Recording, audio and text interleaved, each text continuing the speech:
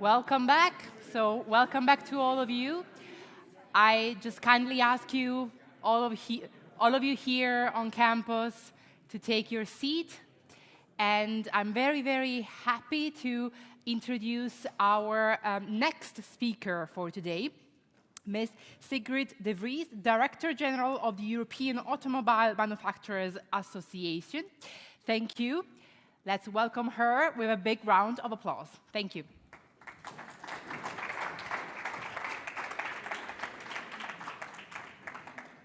Good afternoon. Thank you so much for the invitation. It's really a pleasure to be here and give you a bit of perspective from the side of the automotive industry. And I know you have a panel later on also with automotive industry representatives, so that I think will be a great addition to what you've already heard. And I deliberately did not prepare proper speaking notes because I thought it would be nice if I could just also respond a little bit to what has been said earlier today. Technology neutrality is a holy grail almost in the automotive industry, has been for a long time, so it's really interesting to now also see how this is picked up again by academic and think tank people and see how we can progress this discussion. But I must also say that my heart sank a little bit into my shoes earlier on when I heard the European Commission explain to us that the world, at least on paper, is really in order. And that feeling crept onto me also a little bit when I then heard the report of the study earlier today, that again on paper things theoretically look so fine, and if only they were.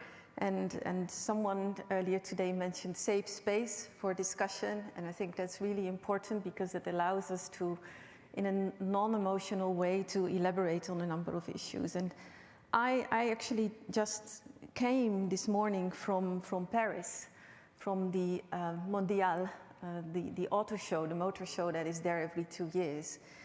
So I've been with my feet in the mud a little bit there, if you like, really experiencing how the auto industry is experiencing the world today. And let me perhaps start with some of the takeaways from the auto show there, because I think it's a good introduction also to some of the other remarks that I will then make.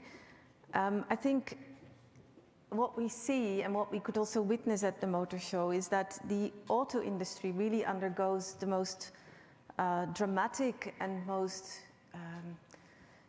grand transformation of the industry it's ever seen, and it really entails a transformation of the entire industrial base, value chain, vehicle architecture, the way you sell vehicles, the way you approach consumers, etc. But, and I think that was also very clear, this transformation to electric, and I really echo what was said before, electrification, electric vehicles will be the dominant technology, no question about it, but it really also entails a reimagination of the entire automotive market.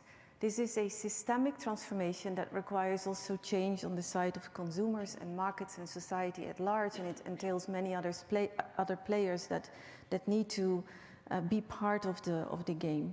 And what we are also witnessing today, now we are in this transformation and we are beyond the phase of early adopters and early movers. We need to get an entirely different kind of consumer to get over that line and adopt this technology. What we see is that there is too big a gap between government requirements and also consumer readiness.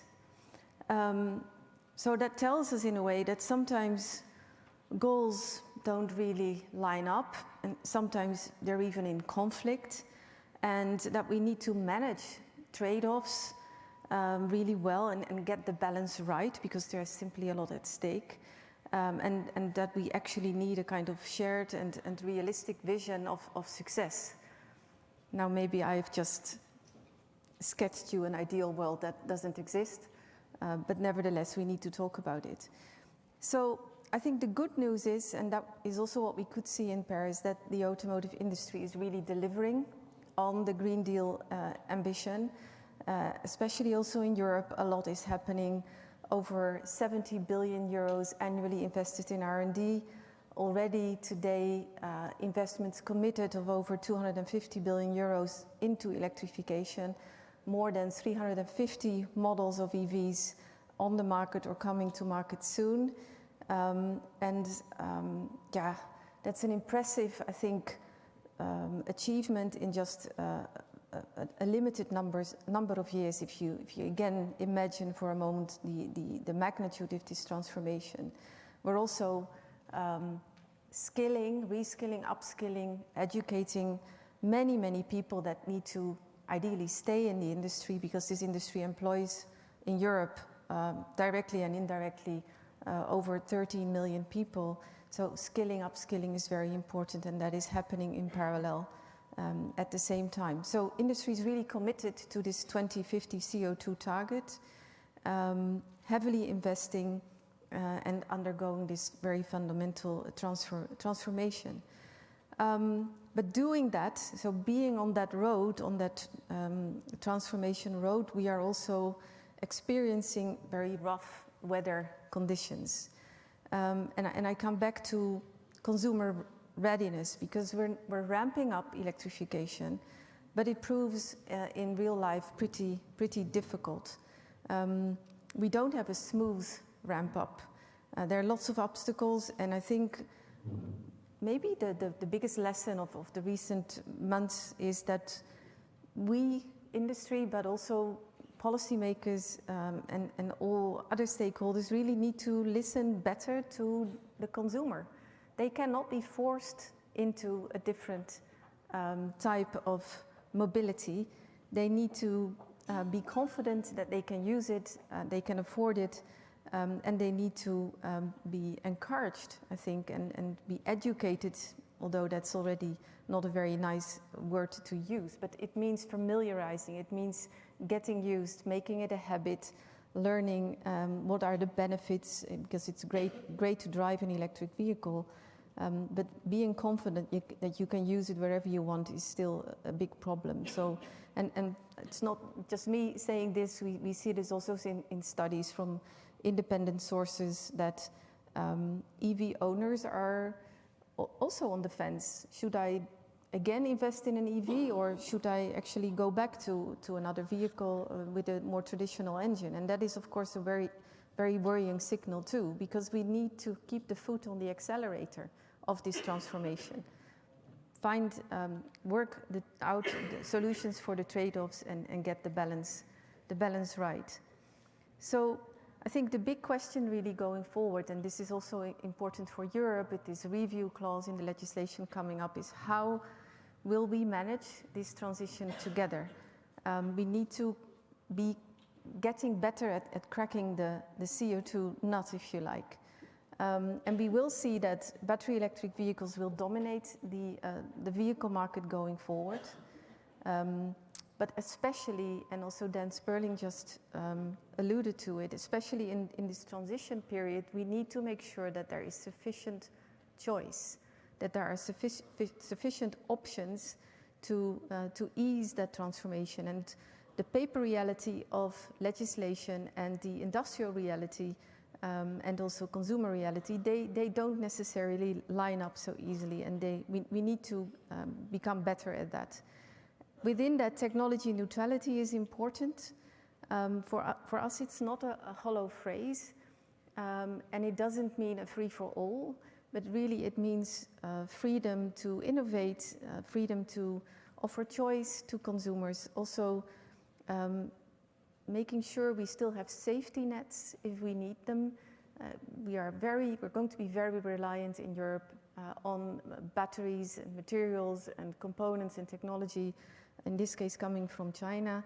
And the question is if that is a good thing. We need to be able to be resilient ourselves in Europe as well, and take care of our security as well as of our competitiveness. So we need to work with China, learn from them, cooperate, but also be assertive enough in Europe to follow our own cause. Hydrogen was mentioned, I think is very important. Also fuels, if only for the existing fleet on the road, but perhaps also going forward, heavy-duty vehicles very important too. So we need a regulatory framework that is flexible enough to react to real-life events, real-world events, and to adapt and change also on the way. None of us have a crystal ball, so we can plan for the future, but we cannot predict exactly what the future will look like. We can agree on the destination, but we should be able to adapt on the way. And maybe one word on affordability, because it was mentioned a couple of times, and it's indeed very much an issue, very important for consumers, but also for manufacturers alike, because it limits the current trajectory and also the market take-up. And this is indeed due to high cost, high price for vehicles, certainly in certain segments, but also high cost of production. And it's simply in Europe not so easy to get cost of production down. So a vehicle built in China and the same vehicle built here, you easily get to 30 or 50% higher costs, and then that needs to be translated into prices. And only, again, by taking concerted effort between industrial actors and also policy actors, this can be addressed. And this is, of course, about the obvious ones, the cost of labor, but the cost of electricity, also very important. It's also the cost of regulation, the administrative burden, but also a regulatory framework that tries to do many things at the same time, but then that affects the vehicles that are rolling off the production lines. And I think it was encouraging to see that Mario Draghi in his recent report on competitiveness really also confirmed that the regulatory framework needs to be improved, and he made some good recommendations there. And as auto industry, we also have those, and it's a little bit outside of the scope perhaps of today's meeting, but for us, as regulation is so much in the DNA, in the core of the European Union, it is an important element of any industrial policy going forward, so we will make that case. I think I leave it here. I'm sorry I need to miss the rest of the discussion today, but glad I at least enjoyed being here for the first part, and I wish you a very fruitful continuation of the conference. Thank you so much.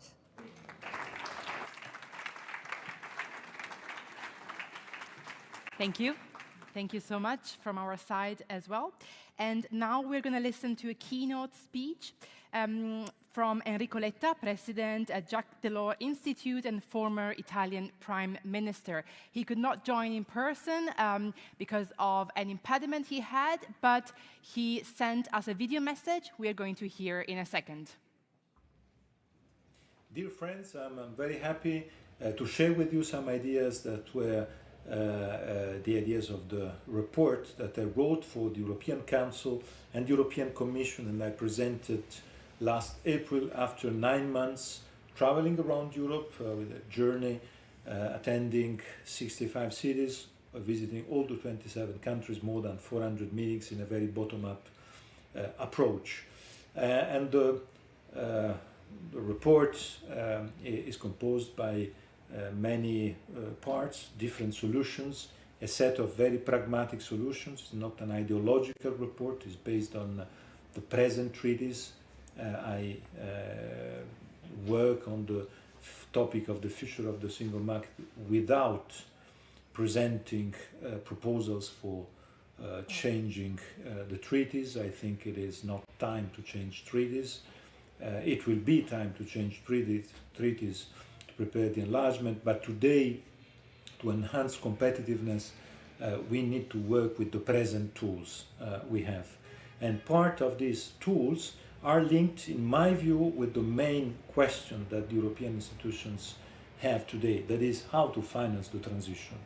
The green, digital and just transition. We decided the deadlines, the architecture and the framework of the transition, and we took these decisions in the last legislature, in the last European legislature.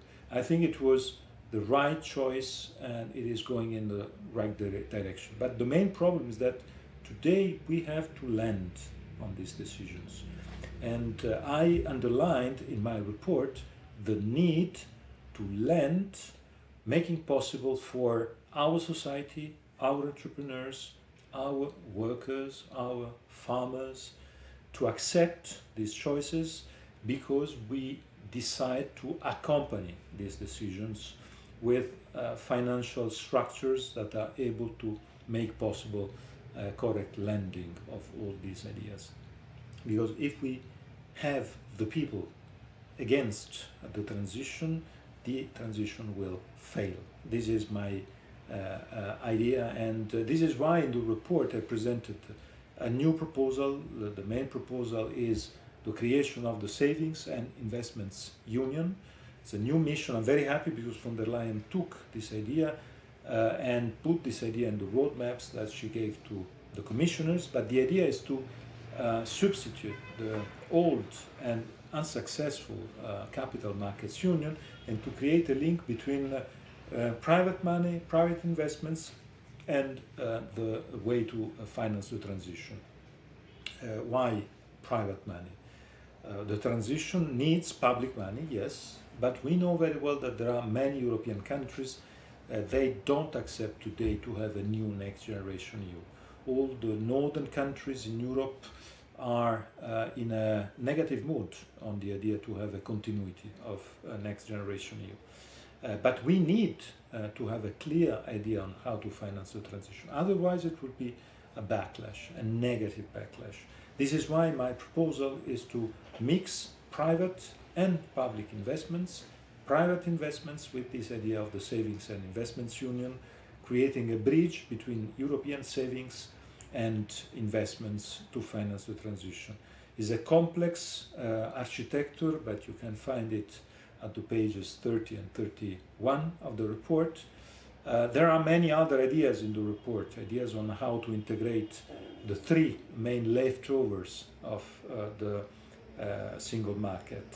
Telecom, energy, and financial markets were not integrated in a single market when the single market was created in the 80s. And today we pay the price of the fragmentation in the three.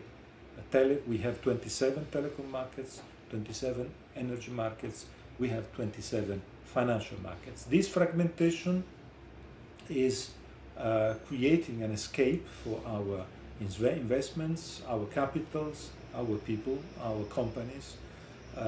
We are making happy Wall Street, the American industry, the Chinese industry, the BRICS, thanks to this fragmentation. We have to stop, we have to reset, and we have to work with our hidden gem, that is the single market. And we have to recuperate what we didn't do in the 80s, with the idea that today with China and India, with the US, we have to work as European Union, and we have to be very pragmatic in these solutions. In the report there are many other aspects. There's this idea of the fifth freedom, the idea of the 28th virtual state, to have a single corporate law, an optional corporate law that can be a sort of passepartout for all the European countries, and many other ideas. I'm sure that what you are discussing today can be very useful for the lending of the ideas I put in the report, and I thank you very much for listening to me. Thank you. Thanks so much to Enrico Letta for his contribution to today's conference. And now we are perfectly on time for our second panel. So, the title of the panel is Policies to be Addressed for a Competitive Transition of the EU Automotive Industry in the New Single Market in the Context of Global Market Dynamics. First of all, let me welcome on stage Giulio Piovaccari, correspondent at Reuters News Agency International Service, who's going to be the chair of our panel. And then our guest speakers, Christoph Hinrichsen, Vice President Public Affairs Enlarged Europe at Stellantis, Thomas Becker, Vice President Sustainable Mobility at BMW Group, and Enzo Baglieri, Associate Dean at SDA Bocconi. We, unfortunately, do not have with us Gian-André Barbosa, Vice President European Affairs at Renault. He could not join, but I'm sure this panel is going to be absolutely super insightful. So enjoy. Thank you. Thank you, Valentina. Thank you very much, and good afternoon. First thing, I was much younger in that picture. so good that he has disappeared. As we said, I'm the automotive correspondent for Reuters News in Italy, and this panel is definitely focused on automotive, and in particular on how companies, how automakers are facing, this big challenge, this transition. Let me say a couple of things before starting our contributions. Everyone at every time say we are in special time, changes are big, and the future is very unpredictable and difficult to forecast. Well, I don't know whether this is true or not for this time. We will discuss it in our panel. Definitely, electrification is a major change for the industry. It's a technological change, but also involves huge changes in raw material procurement, in the way companies and automakers organize their structure, and also affects their relationship with government, because we know that infrastructure is definitely an issue when we talk about electrification. Let me add one more thing. Of course, we cannot speak about electrification if we, at the same time, we don't, mention Chinese competition, because as we know, at least from a European point of view, Chinese automakers are somehow, I say, more advanced part of the curve on electric technologies, which, of course, make, the landscape for European automakers who are engaged in this transition even more complicated or complex. From ACEA, my take from ACEA was electrification will be the dominant technology in the future. Dominant doesn't mean the only technology, so it's probably worth to start with this with Enzo Baglieri of Bocconi University. Enzo, how much do you think, going back to the introduction I made, EV technology, EV cars would be the real disruption in this industry? Thank you, Giulio. So let me spend 5 minutes, takes 5 minutes to give you a clear picture of what happens every time we have a technological transition. So if we assume, as we are saying, that electrification is becoming, let's say, dominant technology, in some sense we are investing and creating all the conditions to make this become a self-fulfilling prophecy. So we are all investing towards that direction, and we are, as we have seen, moving all policies, industrial and financial policies, to address the industry toward that. So from the technical point of view, theoretical point of view, I can say to you, yes, probably the electrification of cars is becoming the dominant. Dominant does not mean necessarily the only technology. That is something that we have to understand, because anytime there is a technological transition, what we call in a, let's say, generic way, the dominant or the sustaining technology that is currently the internal combustion engine, has to compete with the disruptive one, that is the electric technology and the electrification of car. And there is a long time of, let's say, competition and overlapping between these two technological paradigms. So the real question is not, in my opinion, if electric cars are becoming the dominant technology, but when this is going to take place. And unfortunately, the whole debate is, in my opinion, missing a crucial point of what we really need to transform a technological transition in a real innovation for the market, and something that can create value for the all stakeholders in the, let's say, broader sense of what sustainability is. That is, on the one hand, let's say, to take care about the impact on the environment, and on the other hand, also to take, let's say, into consideration of the impact on the financial sustainability of such a technological transition. And the missing link of the whole discussion is the demand. No one is caring about how customers are, let's say, approaching this technological transition. We want to push technological transition, but we are not caring about the way the market, so the other portion of the whole system. It's not a matter only of offering, but also of understanding the demand, how the demand is understanding or appreciating the added value of the electrification of cars. And there are a couple of elements that I would like to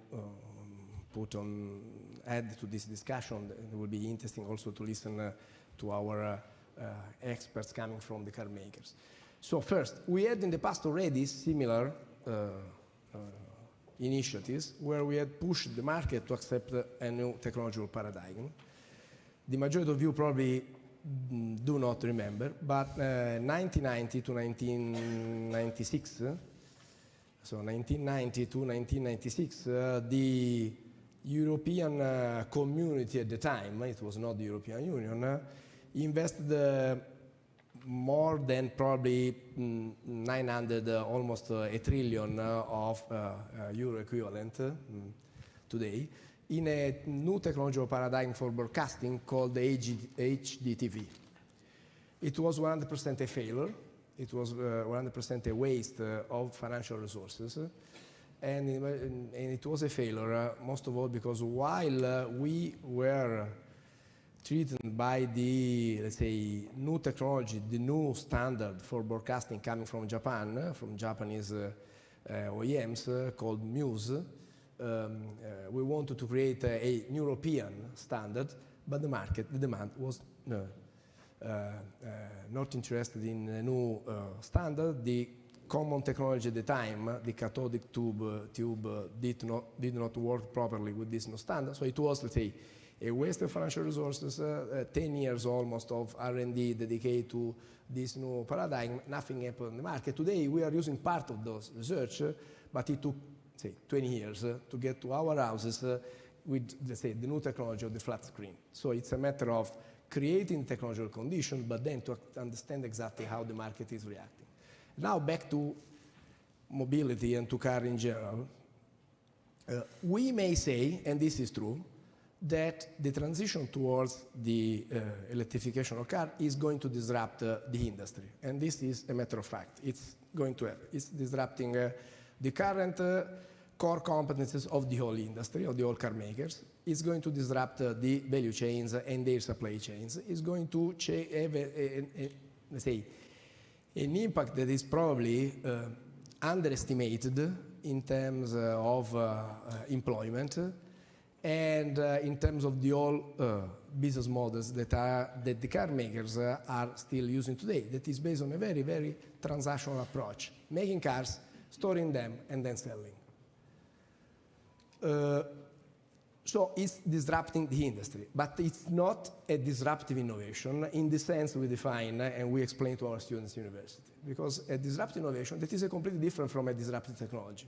A technology is something that changed the, let's say, technological base and the competence in the industry. An innovation is something that impacts on the market and meets in a regional way the needs of customers. So the question is, are we really meeting with this technology needs of common customers like you and me and the old people sitting down or watching us remotely when thinking about a car?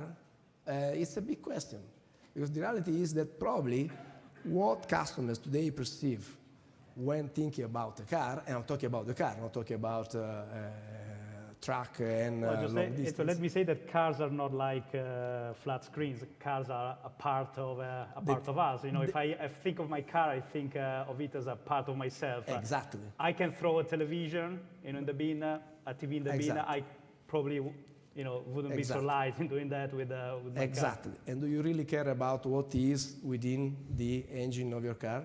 Have you ever opened the door and looked into? The majority of people today, particularly the new generations guy, they even don't understand what a car is from the technological point of view. They're interested in a completely probably different set of functionalities, starting from the fact that we have, in the last 100 years, starting from Henry Ford, considered the car as the solution for mobility. But if the need is mobility, car is not necessarily the only solution for. So, back to car. The problem is that, at least looking at the evidences of our research, the market is consisting, and we all know, of different market segments. The segments that we may call, simplifying a lot, visionaries, well, by definition, they are approaching today the electric car and cars, and they are interested in. The majority of the market is consisting of super pragmatic people. The pragmatists are still trying to understand exactly what are the beneficial functionalities that an electric vehicle can deliver to them. And they are comparing it, that's the other element, with the cost they perceive of this technology. Because value for a customer is benefits over cost.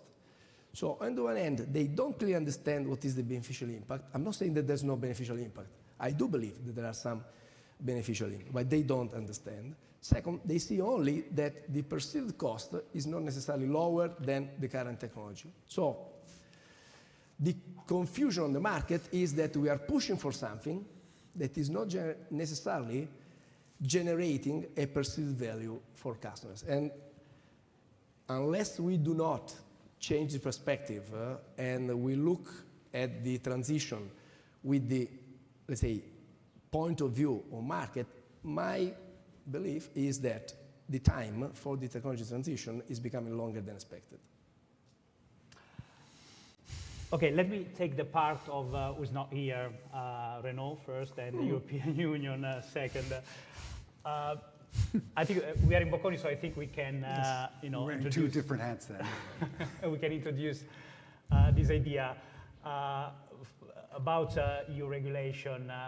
There's, many accuse it, blame it for being a top-down imposition, not something decided by the industry, not something decided by the market, but something which is somehow decided by politics. But if we want to talk about game theory, and I think most people here is aware, game theory says that it's probably a good idea sometimes to, how do you say, burn your bridges, so you can't basically come back.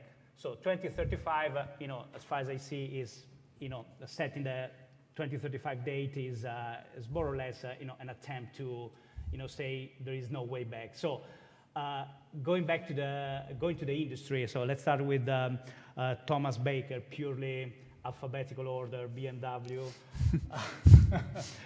So what's your take on this? It's 2035 is something that is not taking account of market needs or market, let's say, situation at the moment, or on the other side is something that was actually needed to, bring this transition, which otherwise wouldn't be possible. Well, as you won't be surprised to hear, from a BMW point of view, this is very clear. This is a top-down supply-side regulation. There is a limited number of car makers whose technology you can regulate by European law uniformly. Okay. But what about demand? At the moment, we have 27 very different markets for electric cars. We don't have a single market for electric cars. We have a fragmentation in the European Union, which is massive and not diminishing. We have lead markets like Scandinavia, where we sell 40% plus EVs on average, 90% in Norway. We have strong markets like Netherlands and Belgium. We have increasing markets like France and the UK. We have a market which was in the same league until beginning of this year, which is Germany, which has massively declined. And we have markets like Poland or Greece or Italy or Spain.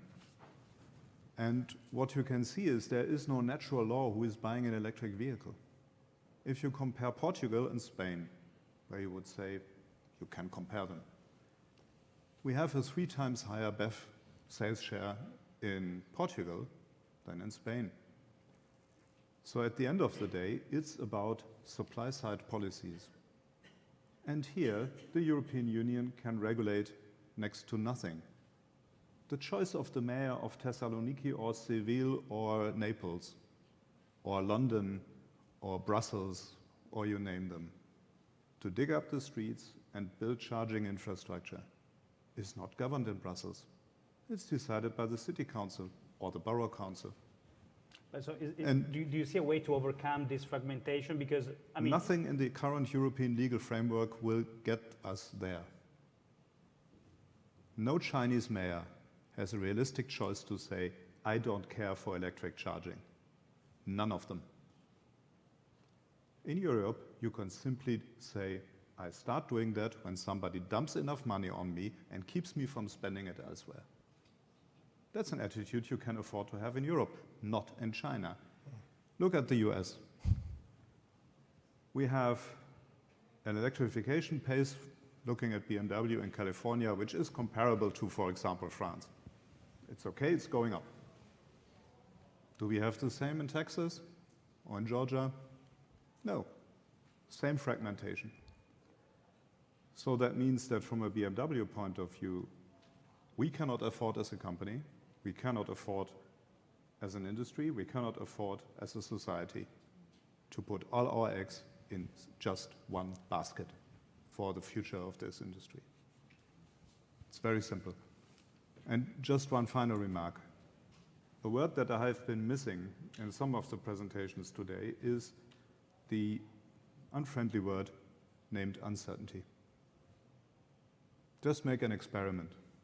In 2004, we still had a voluntary agreement of the European automotive industry to decarbonize by 20% until 2008. PSA and us delivered, not everybody else. It failed. We got a regulation by 2006 whose design I would never have predicted in 2004. In 2014, we were 1 year into selling serious products with battery electric drivetrains, the i3 back then. I wouldn't have predicted that in 2004. In 2007, the things happened that Dan Sperling described. The regulatory decision by the California Air Resources Board that got us electric vehicles, which wouldn't be here without it. Let's be very clear about that. Would I have predicted where we are today in our market? Certainly not. Would I have expected in 2014 where we are in 24? No. But we all the time hear, we know exactly the world of 2035. And we just can regulate it into being. We know the customers. We are sure that there will be no majorities who change all of this. We are sure that we are going to have the infrastructure. We are sure that we get all the raw materials, none of which are coming from Europe. We say at the same time, China is a strategic rival, but we want a mobility that totally depends on them. Would I, thinking about our shareholders' money, say, we just rely on one technology, one scenario, one speed? Rather not. Instead, what we say is we keep improving the combustion engine as long as we sell it. We have just notified a new patent for better combustion processes. We ramp up electrification, big deal. We have still also this year been increasing our BEV sales massively. And we are confident to achieve 50% by 2030 on a global scale. We will have a serious product with a fuel cell drivetrain because we think, as it was also indicated in some of the presentations, that this will also play a role. Not in every market, but maybe in some. So this is about, unfortunately, and this is a challenging situation for the industry, that we are in a situation with stronger competition, more choices to be made, a price to be paid either for flexibility or for rigidity, and having to face the fact that we don't know the future. Let me just interject because I'd like to add to that because what you're describing now is of course, a long-term view, right? That we're talking about 2035. When I look at the lay of the land of the discussion right now, I'm looking at much more immediate issues. 2025 targets, which are 15% reduction, which according to some people, which I take issue with, is going to cause billions in fines, which I find, when you have 10 different car makers or more, to say for the entire industry that there will be 50 billion fines is a bit presumptuous, because all of us are taking different decisions and may or may not be faced with fines. So you've got this very immediate question, which I think is top of the agenda right now, where I struggle, and I think Stellantis is very clear on, has been very clear on this. What is the alternative to the targets in 2025? Well, from our point of view, it's very clear. If we have, Same. sorry, Yes. if we have, it sounded like a question. If we have a legal obligation to meet, we meet it. We will not pay a fine next year. We will meet the target, period. What we are doing is questioning whether the path to 2035 as it is here now is the right one. We would support, and we strongly support, a very careful discussion about a more comprehensive approach, one that is less, if you like, black and white, which is about addressing the full carbon footprint of the transport sector, and which would include, for example, the contribution of the carbon footprint of energy that goes into cars, be it hydrogen, be it electricity, be it combustion fuels. We would like to include the question of, should the European fleet keep aging ever faster as it does the last 10 years? What can we do to turn that around? So there are a lot of things which influence the total carbon footprint, not just the choice of two technologies. So both, for to say, both BMW and Stellantis do not share, I would say, do not support a request which came from ACEA, the European auto lobby, to move forward, to postpone the 2025 No, absolutely. deadline. I was heartened to see your contribution to in the paper today, because it really is sort of squarely with what we would like, which is, certainly no discussion about the 2025 targets, and a careful, not a cobbled together hasty review in 2025, but rather a well thought through discussion when it is due, as set out in legislation in 2026, which takes into account all of these points that you've alluded to. But any discussion about now moving the goalposts while 15 months before the deadline is, I think, neither it's not, it cannot be serious. What we rather think is, I think you're probably on the same page on this, is we need to double down on electrification. We need to talk about demand. How do we spur demand?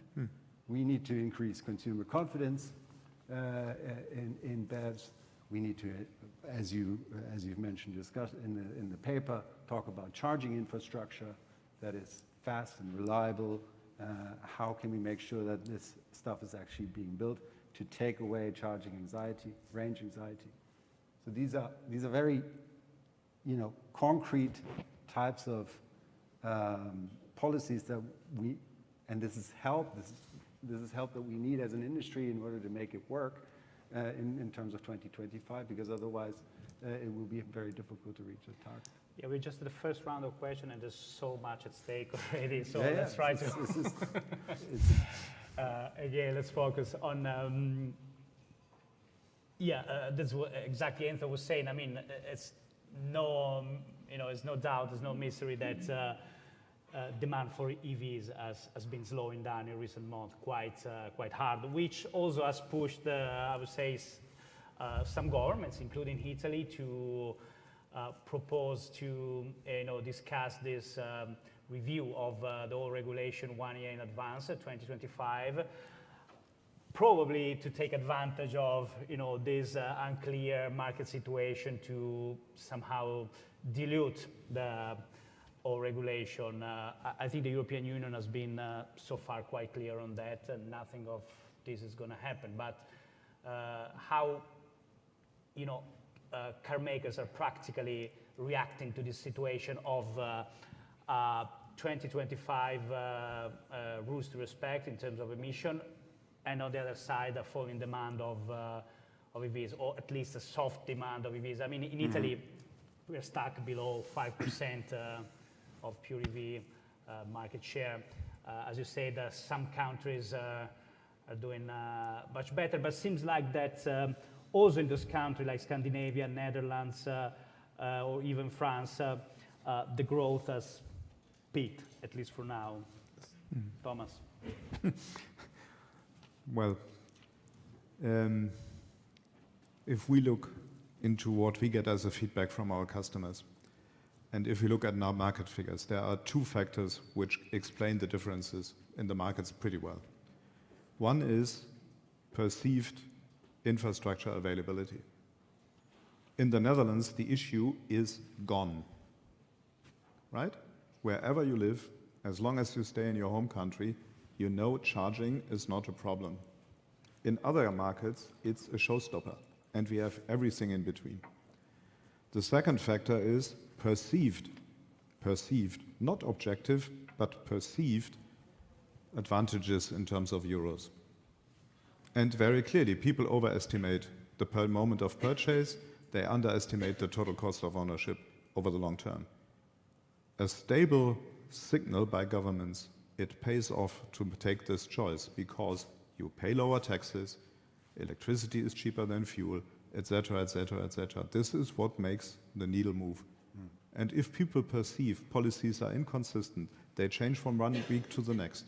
I don't see the infrastructure that I need. Things will not work. It's the same with purchase incentives. I mean, if you can see the example, we talked about the example in Germany, where until the end of last year you had a purchase incentive scheme, right, which resulted in reasonably good take-up of BEV, certainly certainly satisfactory. Once that fell away, we're now looking at a just precipitous drop within just a few months, and so you can see that type of communication is needed for us to spur demand. Without it, we can have all the regulation in the world. But Christoph, besides incentive schemes, do you think there's, okay, I buy your point, there's a city of Naples, city of Athens, city of Sevilla, everybody has got his own, any of the cities has got his own problems. There are big cities, small cities, there are medieval city centers which are very difficult to empower with infrastructure. But Christoph, is there something governments, countries can, specifically, do besides, of course, the infrastructure and besides, a general call for electrification to make this real, to make this happen? Yeah, this is something I gave the example of right now. For us, there are three things that are just crucial in this, and I'm talking about this very concrete period now in terms of 2025, which is a set of purchase incentives. This is mostly country by country, but query whether there's some sort of EU fund that could be used for that. Purchase incentives that just minimize this perceived gap in terms of pricing between a BEV and an ICE vehicle. Then there's charging infrastructure, which I think it just needs to happen much more quickly. And I think something that's not been mentioned today is really for us noticeable is the cost of electricity that needs to go down. Because if effectively the cost of electricity doesn't make it cheaper, also in terms of driving, to have a BEV, then even on that front, a buyer will say, oh no, I'm not going to say. For example, in Germany, you have, in terms of sort of private house wall boxes, you'll have a reasonably good price of electricity. On the autobahn, you know, on the large sort of roads where you have a cost that's probably double the price that you have now. So that makes it, you know, it's about €1 per kilowatt hour. That is just not economical. So bringing the cost of electricity down is just, you know, another key lever that we need to flex. Enzo, let me challenge you on a question. You you were talking about a demand which actually was not there or was not there as much as was needed to, you know, to support you know, this wider transition. Put like cost of you know, the product of the car, energy cost, recharging experience, which might be stressful. Actually, we speak about charging stress. What's at the moment, in your opinion, the main problem for customers, even in countries like Italy, to reasonably, you know, think that they might buy an electric car? Because, you know, there are many studies somehow saying that you know, people are not against EVs. People, you know, customers want. They're willing to buy EV cars, but of course they need to, of course, see an advantage in this potential action. You know, customers are very opportunistic. So, in terms of, let's say, acceptance of the technology, no one is necessarily against the electric vehicles, because, as said, at the end, it's still 4 wheels, 5 seats, a trunk, and some range. And if you consider that 95% of its lifetime, any car is stay parked, including my BMW, and I have a Stellantis as well, so I'm very democratic from this point of view. But mine is a BMW, my wife is a Stellantis. We clearly share, let's say, the market share. But 95% of the time, my car and your car as well, that is an expression of your personality, stay parked. So the real question is, what is the value I can find in something that is steel, plastics, technology, and the magic of all these metal mechanical competences in making an engine and making a car, which stays parked 95% of the time. In the past, it probably was different. There can be still a portion of the market that is interested in just owning the car because of the car. But maybe the first key element is to distinguish between the mobility we may need in a city and a long distance, a long-haul mobility. That is the starting point. Second, I would say, there is a radical difference between the logistics of goods and the logistics of people. When we talk about electrification of cars, we are thinking about an electrification job. We're thinking about you and me and all people driving the car. The reality is that large part of the impact that we have also in terms of CO2 emission and impact of sustainability is also related to the change we had in the last 30 years in the logistics of goods, because we have introduced what the Japanese energy called the just-in-time. So in the past we had stocks of semi-finished goods, raw material, and finished product, and they were there, and very few, let's say, vectors connecting them. Now we have the old stocks on containers traveling through the oceans and then traveling, in particular in Italy, from north to south and from south to north.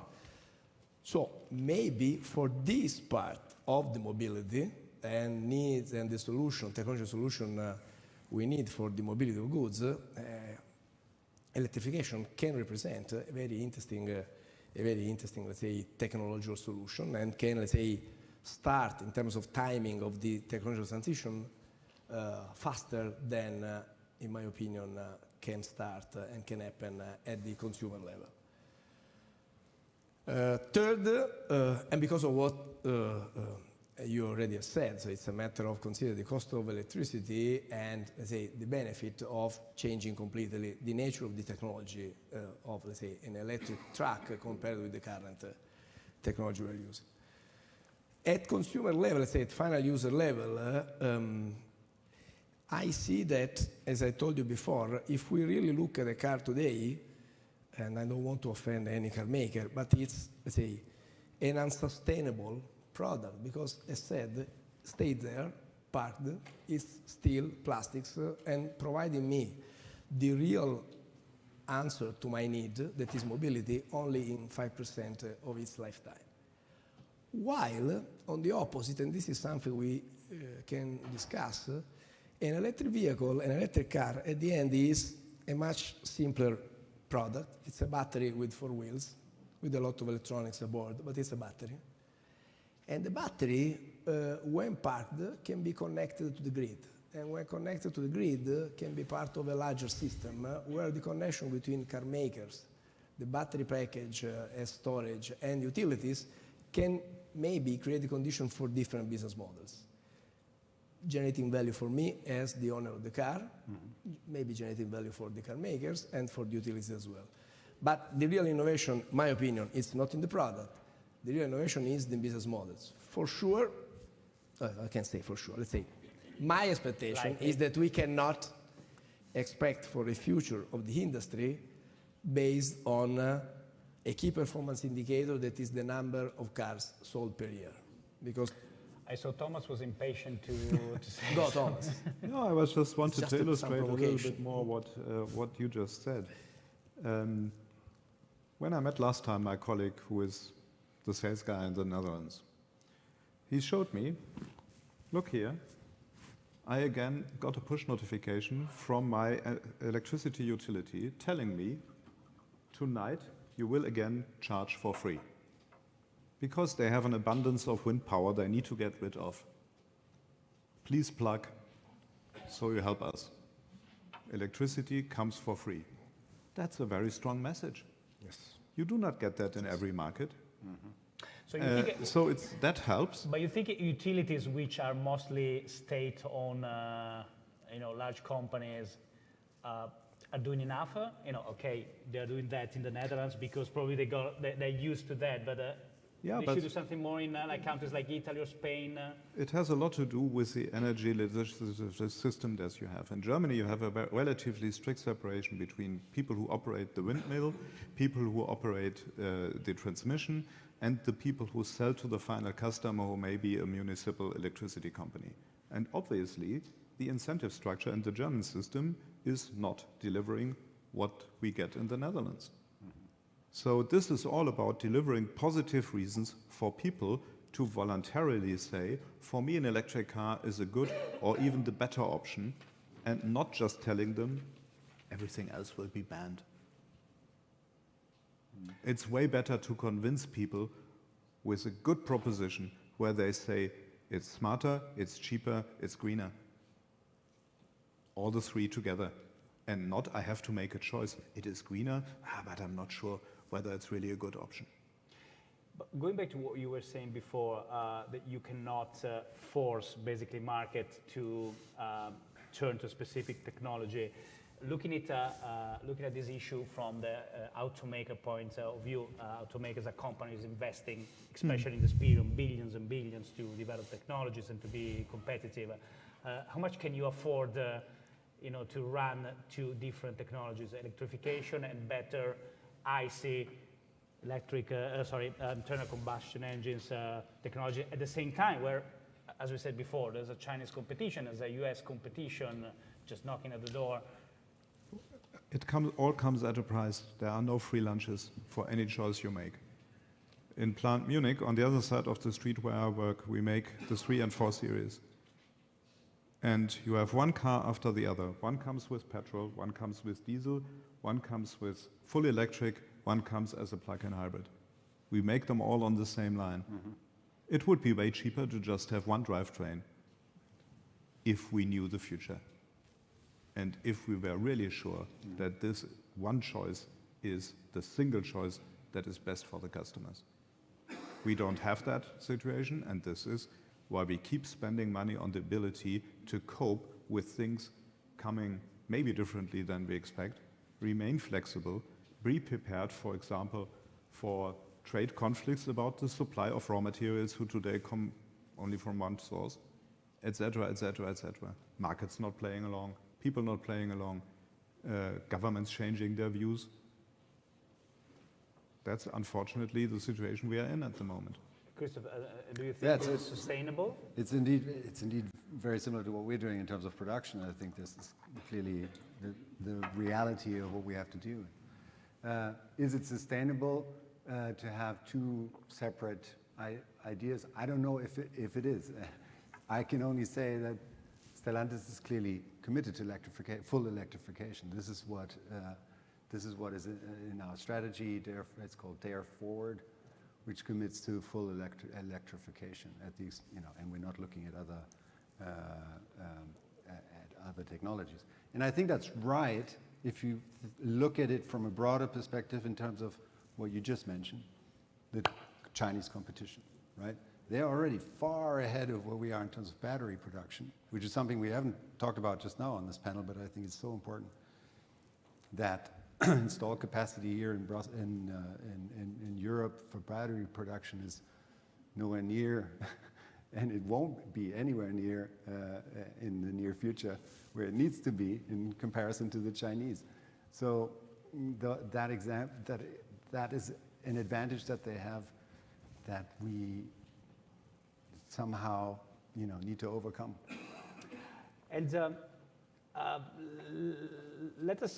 let me mention this proposal. I wouldn't say really defined proposal, but just a suggestion, an idea which came from, again, the world of Renault, who's not here. Well, the idea of like putting some energies together in Europe to, at least in some specific segment of the market, to put strengths together and build technology, a platform which could be shared in order to increase scale and to make European automakers competitive power bigger compared to Chinese. I mean, as far as I know, neither Stellantis nor BMW are particularly keen with this idea, but it's something that is worth discussing.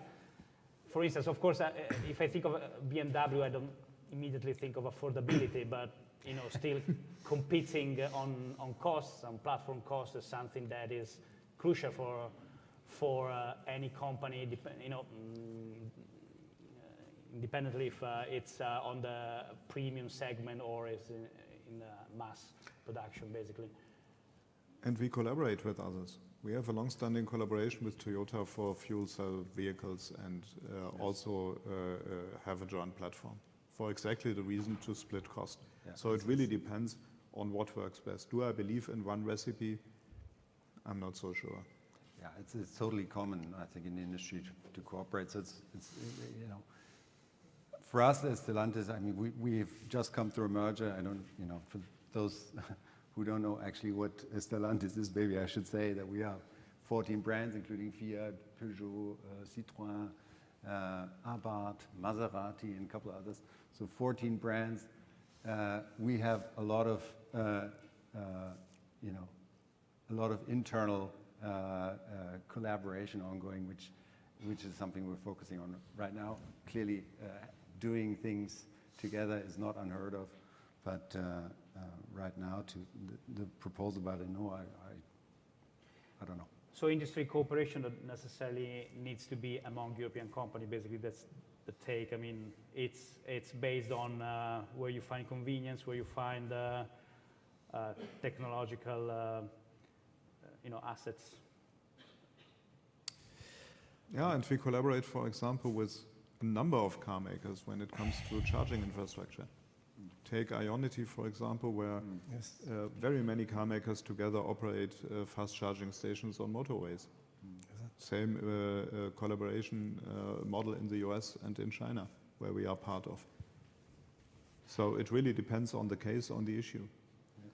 Giulio, if I can add my personal comment on that. Well, car makers always have cooperated, at least at the development of some, let's say, technological platform than to share. And let's say in the past, let's say even Centro Ricerche Fiat was used to sell to BMW large part of their research, and the BMW, the fifth people at the fifth building, then selling technology to Centro Ricerche Fiat back. So these companies always have cooperated, but I would say that it's almost impossible that they make the decision to develop, let's say, a single product with a single brand, let's say the European electric vehicle under a single umbrella brand, because at the end they are competitors.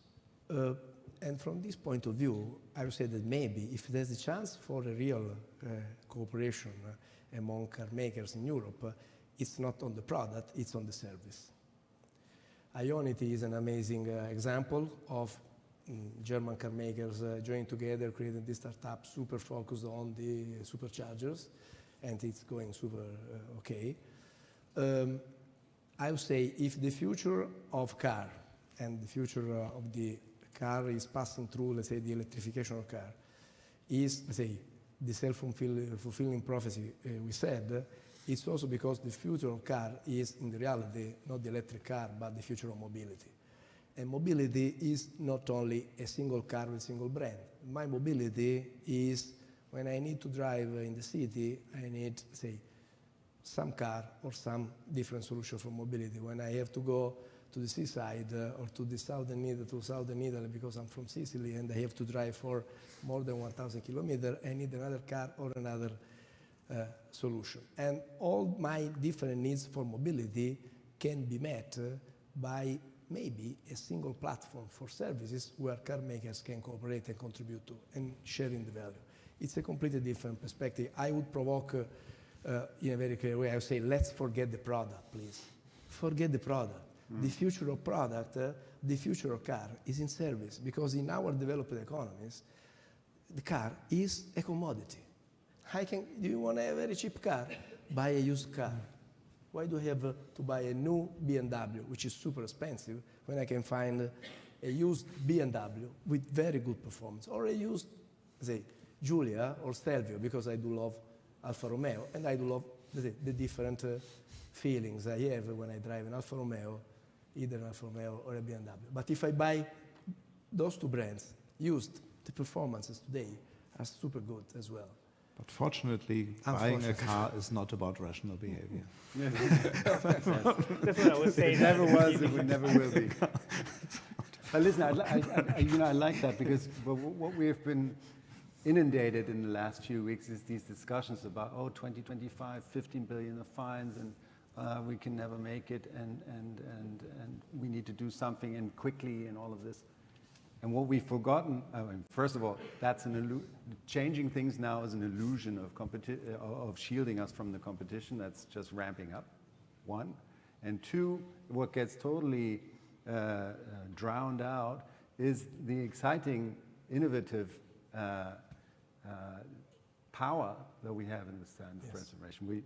We have, I know you used to have it, now we have a free to move, which is a solution for mobility that is, that talks to precisely your point about cars being a commodity. Yes, unfortunately. So, we have new business models that we probably haven't even thought of right now that are out there that we should focus on developing rather than getting bogged down about the 2025. But the faster the better, because if not, Apple tomorrow morning or Google is getting into the market. Because for my kid, who is 15 years old, BMW is not necessarily a sexy brand. Stellantis, Fiat, Alfa Romeo, Maserati, it's not necessarily such an appealing brand. While if you say to this new generation Tesla, they say, wow. And you know why? Because for Tesla, the concept that Tesla introduced is not a different car. At the end, it's still 4 wheels, 5 seats, some safety aboard, and a trunk. But it's a car that is much more a gadget and much more similar to a mobile phone and a smartphone than. And these new generations are much more interested in the service you provide through the device than the device itself. My son is 8 years old and he likes a Tesla because it can make fart noises. No, you see. My That's son a loves service. Ferrari. It's a bit more traditional. Yeah, he also, my son also loves it. It's almost time to wrap up, and before leaving stage to enter for conclusive remarks, one last question. I just wanted to highlight you have to accept the diversity of your customers. Our first generation electric Mini was very successful, although it wouldn't have a range of 800 kilometers, because you use a Mini completely different compared to a 5 Series BMW, where range is the decisive factor, not so much for a Mini. Rolls-Royce, again, a different story. So it's really about having the right package for the right people, and it is about diversity and not uniformity. Okay, last question.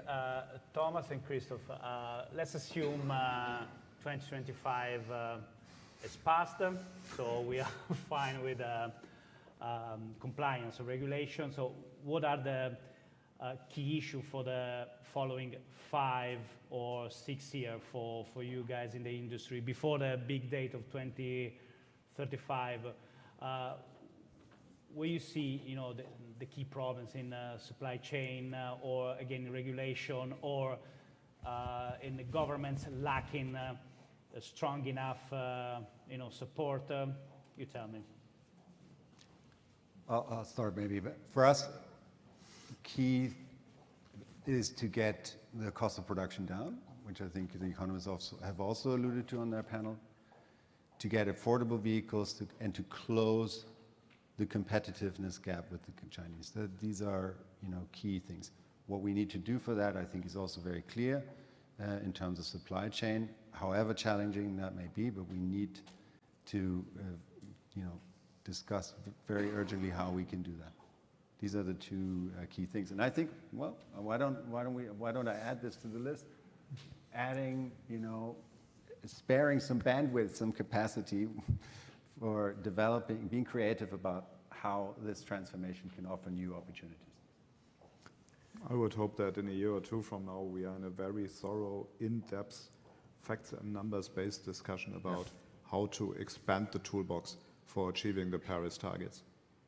I mean, if you look at it, it's about the number of cars, the average trip length they have, times the efficiency of the car, times the carbon footprint of the energy.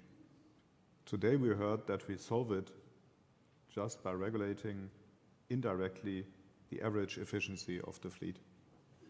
And I'm not talking about the new car fleet, I'm talking about the total fleet in Europe. So we need to address all of these elements. We need to evaluate where we are. We need clearly to have a framework that makes electric driving even more attractive, that accelerates a voluntary choice of people to go electric. But put into the equation the geopolitics, the raw material availability, the carbon footprint of the car in a total balance sheet, and what can I do about the fleet which is there already? And how could I do something about the carbon footprint of the kilometer traveled with an internal combustion engine, which is the e-fuel debate, which has to be one element of a bigger picture. And I would really hope that we don't do this in a hasty manner, that we carefully analyze, that we carefully discuss, and that we don't do it in an ideological way, but where we say what matters at the end of the day is the ton of CO2 not emitted. You see hybrid as just a bridge technology, or something which could gain larger and larger space? I think it will have to play a relevant role, as it does in China. If you look at the Chinese market, there is a big piece of battery electric vehicles, but a very high share of plug-in hybrids as well. We heard from Dan Sperling that there is a role for hybrids defined in the Californian framework. So I don't see this as a temporal phenomenon. It is something for people who want to travel to their job every day without switching on the combustion engine, but having all the flexibility for the other trips they want to make, be it holidays, be it visiting relatives, be it whatever you like. So it can play a role, and it can bring carbon down, which is what it is about at the end of the day. Christoph, I know Stellantis is, hybrid is pretty much, part of Stellantis' strategy for obviously this intermediate period leading us to 2025. Exactly. Again, our commitment is towards full electrification, but clearly hybrids are part of the program, and like you say, I think they won't go away that easily. Very good. Enzo, probably you want to wrap up with... Very, very few words, because then it's time for some questions from the audience and then the final remarks from Professor Perini. I would say the evidence of what we are saying is that we do have to push for a technological transition. That's my opinion, because we do have to cope with climate change and the whole implications of what we did in the last 100 years in terms of industrialization of our economy and the impact on the environment. So from the, let's say, ideological, I would say, anthropological point of view, we do have to deal with this. But it is a more complex problem that we are, let's say, that we are in some sense undervaluing, overestimating the impact of technology and underestimating the sense and the needs and the expectations of the market. So the evidence of our knowledge today is that when you have a complex problem, you can't look for a simple solution. It can be simply pushing for the electrification of cars. It's a matter of electrifying cars and mobility in general. It's a matter of business models. Probably it's also a matter of pricing models and revenue models, charging customers and users in general in a completely different way. I say CO2 per mile, let's say, and no longer euros per liter of gasoline. It's a matter of rethinking the industry in a more innovative way we are doing so far. Because my personal opinion is that car makers are still approaching, we are now talking about car makers, but the car makers are still approaching the issue with the very old traditional manufacturing perspective. That is, at least looking at the evidence of any other industry, no longer probably the most, let's say, successful one from the strategic point of view. Okay, thank you very much, Enzo. Thank you very much, Thomas Becker and Christoph Eriksen. And I think it's time for a Q&A, which... 5 minutes we have. Exactly. I will actually ask Professor Di Castelnuovo to join you on stage. We stay on stage? Yes, I would say you stay on Please bear stage. with us a few more minutes. Exactly. Sure. Thank you, Valentina. Thank you for your useful insights. So we have, I think we have a few questions. I mean, maybe we can get started. One question that really, it's kind of a recurring one when it comes down to electric vehicles is well, you mentioned more than once the electricity supply, okay, and the cost and etc. And one thing that has been asked over the internet, the question that Valentina collected is that actually is the usual one, which is, okay, on the one hand, the kind of electricity used to recharge your car, if it has to be 100% green, otherwise, what's the point?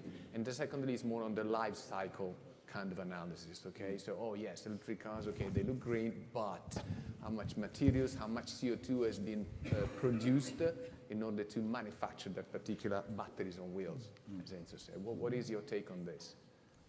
Well, you address all the topics you need to have into your strategy in order to do things right. If you say, I want to comply with the Paris Agreement, this results in a reduction trajectory for your total corporate footprint.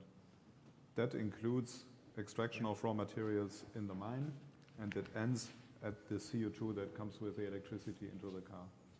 So that is why our strategic objective to reduce our total footprint by 40% until 2030 compared to 2019 is based on this total equation. So if you have a European carbon footprint, an electric vehicle and a total balance today is around 30 to 40% better than an internal combustion engine car. So it is better than the ICE car. Okay. It is not 100-0, No, it's of course 160. If you drive with green electricity, it is way better. It's 60% better or even 70% better depending. Okay. So you need to optimize all of that. We deal massively with decarbonizing our supply chain. Okay. Every battery supplier of BMW is committed to only use renewable electricity when supplying us, and we have it audited. So it's very clear. We need to work with the steel industry, with the aluminum industry, with all the players in the chain, so that we can have a much lower footprint in a total life cycle perspective. Okay. We have weekly calls with the CNZ team, Carbon Net Zero team, to achieve exactly the same objectives. We've set ourselves a slightly more ambitious goal of doing so in 2038, rather than 2040, but clearly the same challenge with the same problems. And to answer your first question, clearly we're talking about the need for, decarbonized energy to be affordable, to have, both decarbonized and affordable energy is really the goal. I'm so glad you gave that, both of you gave that answer, because I know for a fact there are some academic literature supporting what you just said, but obviously we live in an ivory tower, and so it's so good actually to know that from the real world actually this has been confirmed. There's another question. This is one of the issues which has been again mentioned more than once and previously reported also in your discussion, which is consumer behavior. So one person connected today is asking, so what do you think that companies and government should do in order to support this change in behavior? When I mean behavior, not so much about using, well, so I suppose also the way used, but here what he meant is actually the purchase behavior. I think the first thing is, it's very simple, you need to drive an electric car.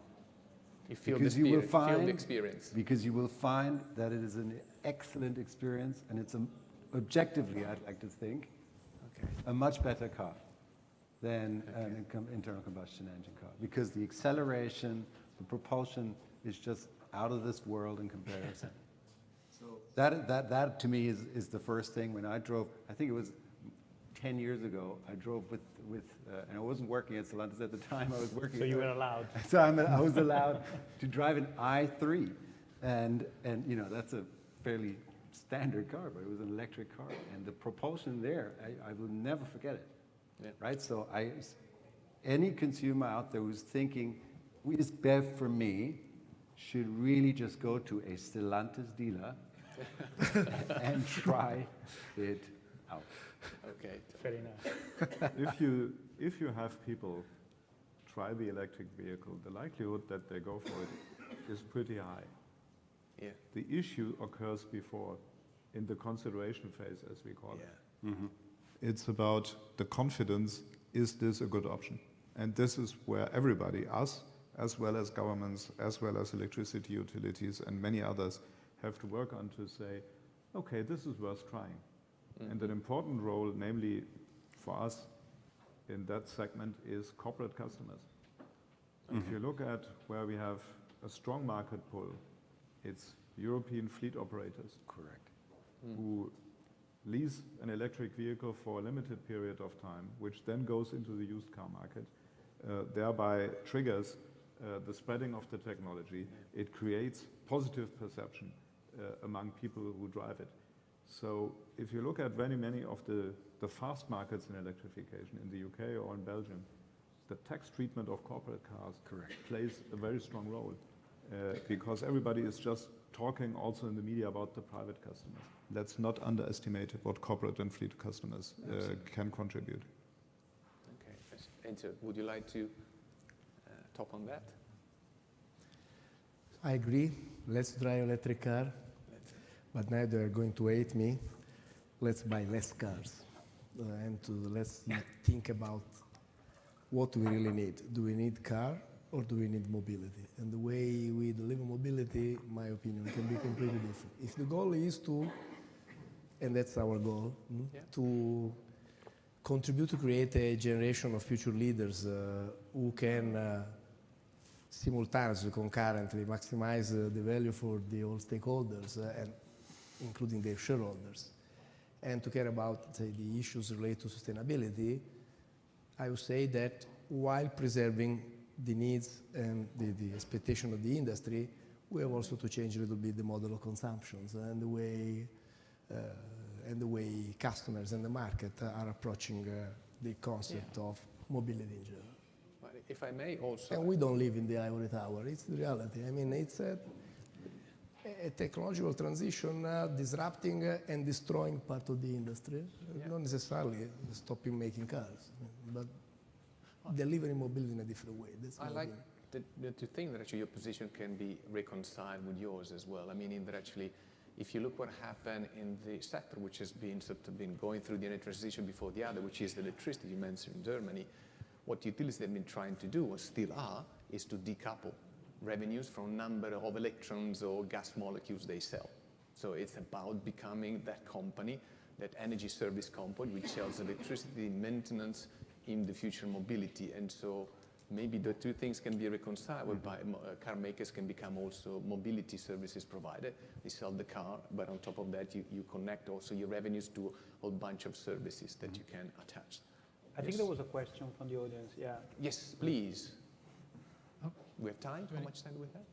Yes. Is it on? We Okay, have time thank you. for two super fast questions. I'll try to be quick.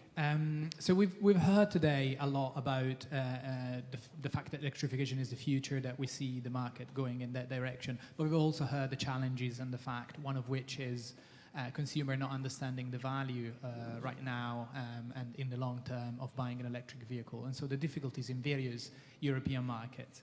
But I've also heard two quite different approaches from Stellantis and BMW. So Stellantis, I'm committed 100% to 100% electric, committed to looking for solutions to try and convince the customers to buy electric, resolve the problem with charging points, et cetera, And after 2025, I think you said that you see a big challenge on how to close the competition gap with China. Because we know that China are able, because they don't have a problem with mayors digging up the roads to making charging points. They've got a bigger internal market. They are producing much more cheaper electric vehicles and are selling them in Europe. Whereas the approach of BMW has, if I understand correctly, been to diversify. You've invested part of your research into a more efficient ICE. And what you see as a challenge in the next 5 to 10 years is how to expand the toolkit to meet the Paris Agreement, meaning not looking just at electric, but at other solutions. But if we are going towards electrification and there's consensus towards that, and we will solve, I guess, the infrastructure problem at some point sooner or later, and we've got China selling electric vehicles to Europe, so I can see Stellantis may or may not succeed in competing with China, but I can see a clear strategy. Whereas I'm not clear on BMW, when do you win? Do you expect that Europe will never sell electric vehicles and therefore you'll be able to compete with China with other vehicles? Or do you expect to compete with China on electric vehicles in spite of having invested elsewhere? This is all too digital. We are growing fast with our battery electric vehicle sales. In the first half of this year, we were the third largest battery electric vehicle producer in the world, after BYD and Tesla, counterintuitively giving our sales share of 3.5% of the global car market. We keep growing at a rapid pace. So pushing for electrification, expanding our portfolio, convincing our customers to go electric does not contradict saying we do not just rely on this single option. One can do both things at the same time. There is no ICE ban in China, not even proposed. So we sell battery electric vehicles and combustion engine vehicles in China. The Chinese car industry, by the way, is expanding massively in Africa and Asia with combustion engine cars. They are not all BEV makers. The cars that are new energy vehicles, according to the Chinese definition, include plug-in hybrids and battery electric cars with range extenders. We offered this with the i3 initially. So it's not black and white. And it is not like this is going to happen anyway. It's just about doing it right. We would all be lucky if we knew the future, but we don't know it exactly. And as Christoph said, we also believe in a very strong role of the electric car. That's no doubt. because it is more efficient inherently, and if you put the right electricity into it, it has a big carbon advantage. That's all right. But if somebody is left with just one choice, for example here in Italy, just you have to buy an electric vehicle, and if you don't like, well, what do? Not drive a car?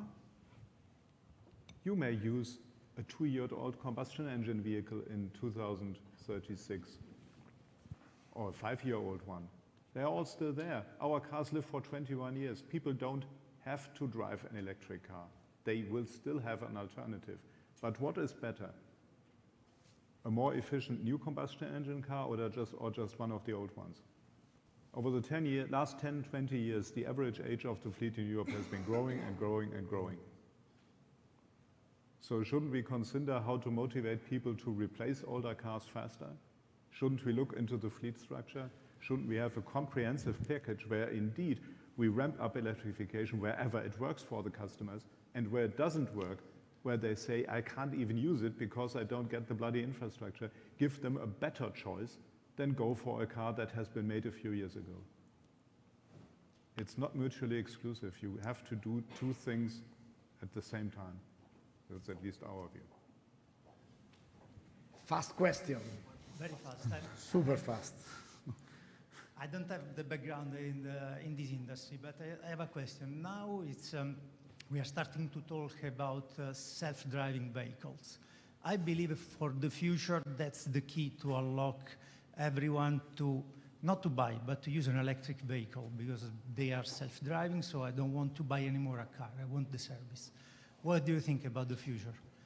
Do you think having pushed the European Union to have a regulation on self-driving can help to push the electrification of the cars? Fast question, but hard. That's a hard answer. Yeah. Easy one.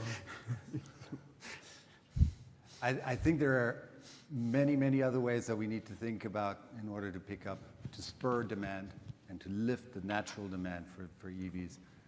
Yes, it's exciting to talk about autonomous driving. I know it's coming in for a few car makers in Europe, and you know that is the future, and it's very exciting. Is it going to, in the short term at least, and this is what I'm really worried about, is right now 25, 26, the next 2 years of really getting across the, I'd love to say it's a tipping point, but I'm not sure it will be. I'm not sure that's going to move the dial. We will see increasing levels of supporting the driver.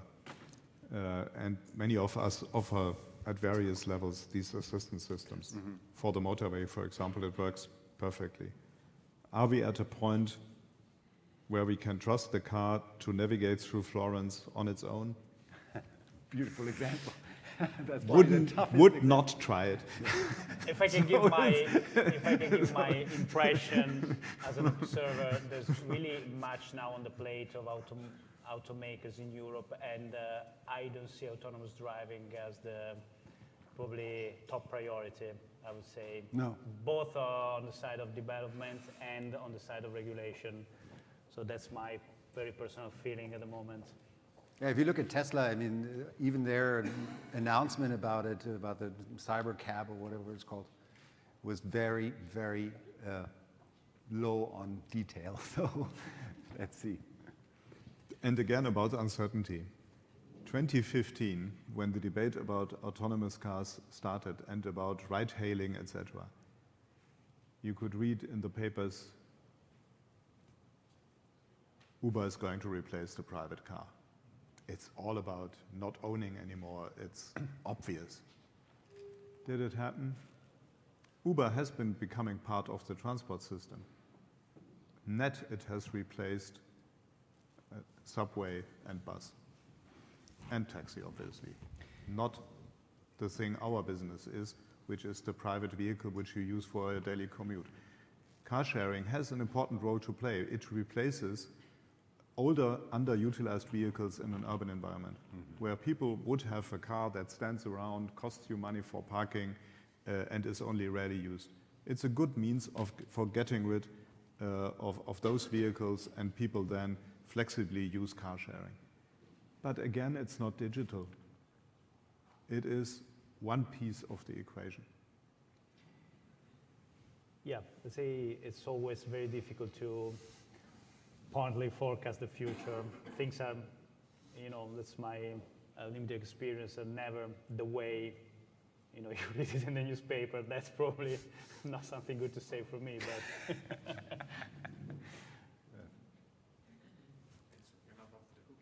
No, well, at the end, a car is a machine. Any machine can become a robot.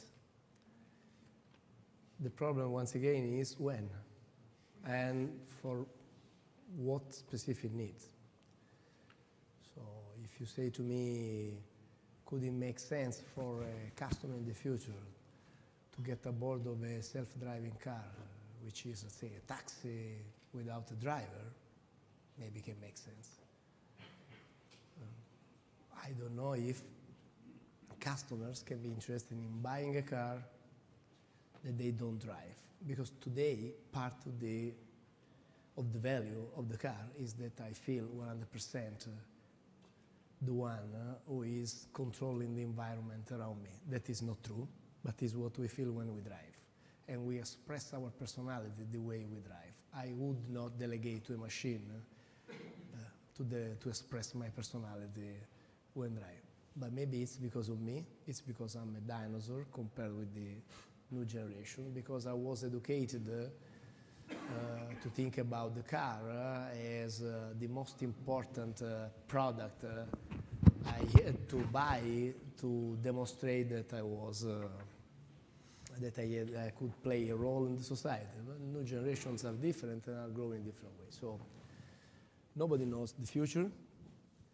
But the future is probably even is going to be made by self-driving cars, electric, shared, and being part of a service system. You know that I can bore you a little bit on that if you want, but you know that my perception is the future is going to be dominated by services in general. Why not?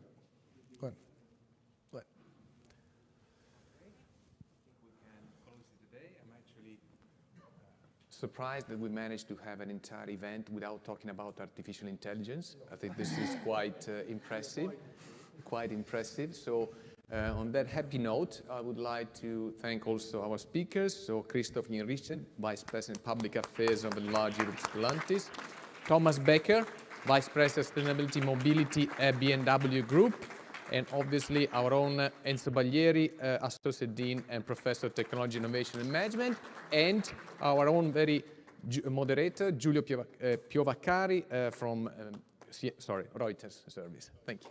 Thank you very much, scusa. And back to you. Exactly. Thank you so much. You can use that side. And let me just now welcome our last speaker for today's session, Professor Francesco Perrini, who is the Associate Dean for Sustainability and Professor of Management here at Bocconi University. Thank you, Francesco. Thank you to all. Now it's 6:30, no? The competition over the cocktails is high. And I would like to start with a confession. I drive an full electric car, so I'm biased. And the most important news is that my wife prefers to drive the electric car. So it's an argument in which we are in accordance. First of all, it's a great honor for me as an academic director to close our first annual conference of the Master in Sustainability Management, which will start next March, and in which the SDA Bocconi believes very much. For SDA Bocconi, sustainability represents 4 important perspectives: institutional, first, research, teaching, and the last, learning experience. SDA Bocconi is a school of management in and for the international community, and our key words of our purpose is first, value and values. So according to our opinion, we have companies that create values, with values. And for creating value, it's necessary to have growth, but growth with sustainability. So sustainability is a value for SDA Bocconi. Our school has sustainability that matters as one of its motto. So ESG principles have been naturally represented a field of study for research and dissemination of knowledge over the last 30 years, and a terrain on which they nurture best practices at both the individual and community level.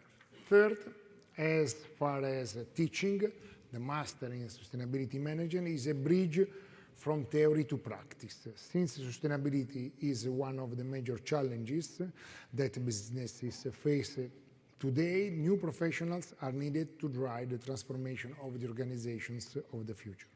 Final, the prestigious FT has awarded our campus as the most sustainable campus in the world last year. This recognition is a tangible demonstration of our commitment to deliver a comprehensive learning experience that is inspired by the essence of sustainability throughout any single moment of students' lives on campus and off campus. Now, let me say thanks to all participants at this first annual conference on technology neutrality and the EU Green Deal, which solution for a competitive EU automotive sector. I would like to underline that the study presented today advances the thesis with economic arguments that technological neutrality, often desired by some political parties and certain industrial entities, cannot work in this phase of the decarbonization of mobility. And thanks to the authors and contributors of this research, Carl Frederick Elmer and Massimiliano Bienati. The topic is so relevant for EU that it was also covered extensively in the recent Draghi report when talking about the need to combine decarbonization and competitiveness. In the first panel, the topic was discussed from the point of view of economists, not just from Bocconi, but with testimony on the California experience, thanks to Matteo, the director of the new master, and his speaker. In the second panel, the last one, however, the point of view of a European manufacturer was addressed with a focus more on management and industrial strategy, also thanks to Enzo Baglieri, our Associate Dean of Master Division, and his speaker. Thanks to the institutional intervention, of course, to De Vries, Enrico Letta, Matteo Leonardi, Christian Höckfeld, and Beatrice Giordi.